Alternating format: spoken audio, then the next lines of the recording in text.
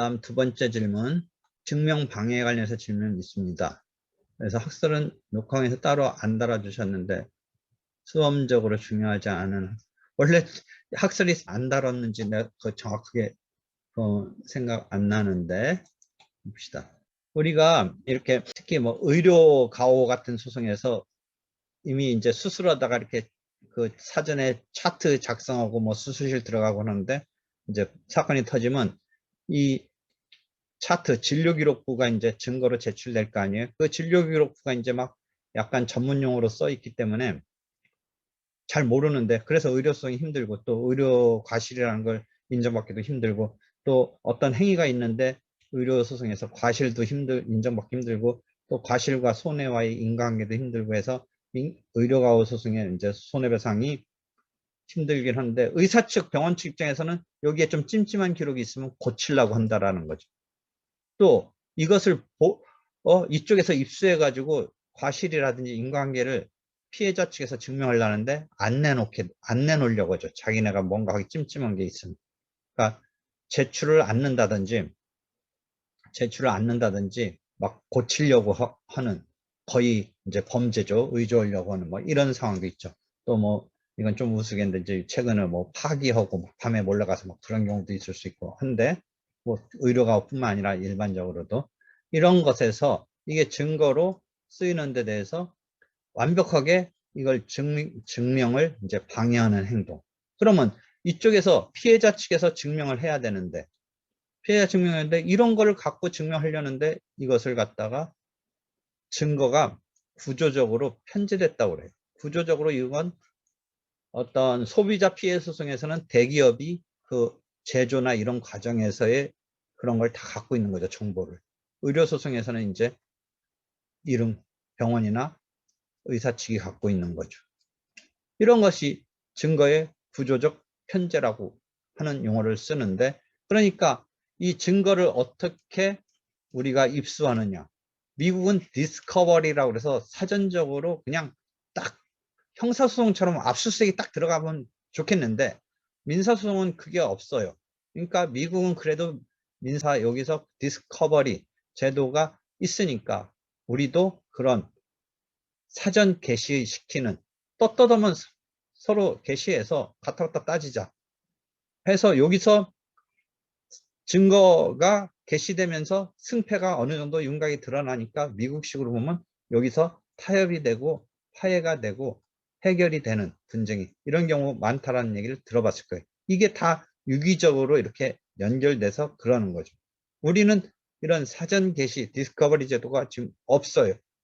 그래서 이걸 받아들이자라는 증거법 개정의 움직임이 있고, 그나마 이런 역할을 비슷하게 해줄 수 있는 게 증거 보전이란 제도가 있어서, 증거 보전 가서 보면 내가 요걸 다른 교과서보다 한 챕터를 더 잡아서 증거 보전의 기능으로서 이 증거 보전의 기능에 대해서 자세하게 어딘가 써놨을 거예요. 보통 책보다 내 지금 민사법 책은 분량을 정통 교과서보다는 필요한 것만으로 이렇게 했는데, 경우에 따라서는 내가 주장하고 싶은 거를 때문에 옆번호 8-112 가면, 옆번호 8-112 가면 증거 게시 기능. 증거 보전은 원래 보전 기능이에요. 그게 무슨 말이냐. 보전과 게시. 이 의사가 고칠 변개할 의험이 있다 라고 해서 증거 보전을 신청하면 받아줄 수도 있고 안 받아줄 수 있는데, 의사가 이걸 고칠 의험이 있다는 걸 나타내기가 쉽지 않아요. 근데 게시 기능을 한다면 꼭 그런 필요성 없이, 보전의 필요성 없이 게시로서, 근데 우리가 그런 제도가 없으니까 증거 보전을 조금 더 게시 기능의 역할을 할 수 있게끔 활용해야 되는 거 아니냐 말을 쓴 게 8-112 부분의 이야기이에요. 하여튼 증거법이 그래서 실전적으로 이제 이렇게 의미가 있게 우리가 작동하는데, 증명방해는 지금 증명방해 있어도 증명방해 행위를 했어요. 그러면 상대방이 방해를 했기 때문에 뭔가 찜찜한 게 있으니까 방해했겠죠. 물론 뭐 없어도 순수히 뭐 내놓지도 않고 할 뿐인데, 이건 뭐 내놓지 않는 정도가 아니라 아예 뭔가 적극적으로 훼손을 한다든지, 또는 법원이 심지어 그래서 그 문서를 제출하라고 했는데도 제출을 않는 거예요. 그러면 제출을 안 했을 때 페널티적으로 어떻게 해야 되냐? 이쪽 입장에서 허봐, 내 말이 맞으니까 너 못 내놓고 있거나 막 바꾸거나 그러지 않았느냐라고 곧바로 내 말이 맞다라고까지 참 연결시켰으면 좋겠는데 그렇지 않다는 거죠. 그렇지 않고 그냥 법관이 증명방해 행위에 대해서 법관이 아까 자유심증이라고 그랬잖아요. 이 심증 형성에서 재량으로 심증 형성을 하는데, 다만 증명방해적인 행위라면 법관이 심증을 이쪽에게 있어서 손을 들어주는 식으로 작동시키는 심증을 형성할 수 있을 여지는 크겠지만 곧바로 그것만 갖고 이 사람 손을 이쪽 반대 그런 행위를 한 거에 당하는 입장에 손을 곧바로 들어줄 수 있는 건 아니다. 그런 것이 이제 증명방해의 효과라는 입장에서의 네 가지 학설이 있는데, 판례 실무는 지금 좀 아까 말했지만 곧바로 네 말이 맞다는 아니고 그냥 심증 형성에서 그 부분을 우호적으로 심증 형성을 할 수 있는 그런 정도이다 라고 되어 있어요. 그래서 증명방해의 질문자는 소송상 효과와 관련하여 질문 있습니다. 생사례형으로 나온다면 학설이 있죠. 지금 어디 부분 갖고 질문했어요? 질문한 사람이 8회 124라는데 지금 자유심증주의 영역에서 나오죠.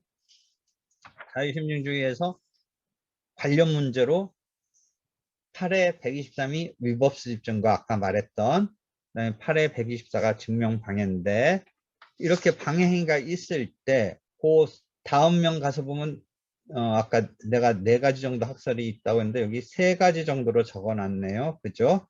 3가지 정도로 적어놨는데 학설은 강의에서는 따로 안 달아주셨는데 요 부분이에요. 찾았죠? 근데 지금 통설 판례는 3 자유심증설의 입장이다. 지금 여기 내가 아까 재량으로, 그죠? 우호적으로 해줄 수는 있지만 곧바로는 아니다. 동그라미 2는 증명할 사실 자체를 곧바로 손들어준다. 진실하다. 그 말이 맞다라고 하는 입장도 있고, 그 다음에 증명 책임을 전환시킨다. 이쪽이 증명하는 게 아니라 그런 방해 행위를 한 자가 아니다라고 증명해라. 전환해서 거꾸로 내가 증명해야 되는데 원래는 네가 그런 행위를 했으니까 네가 아니다라고 증명해라. 뭐 이런 거죠. 그쵸? 이해하겠어요? 그런 학설들이 있는데 현재의 통설 판례는 자유심증설이다. 법관의 자유심증에 있어서 뭔가 고려는 해줄 수는 있는 정도의 효과밖에 안 주고 있다. 제일 약하죠, 어떻게 보면. 그렇죠? 이해되겠어요?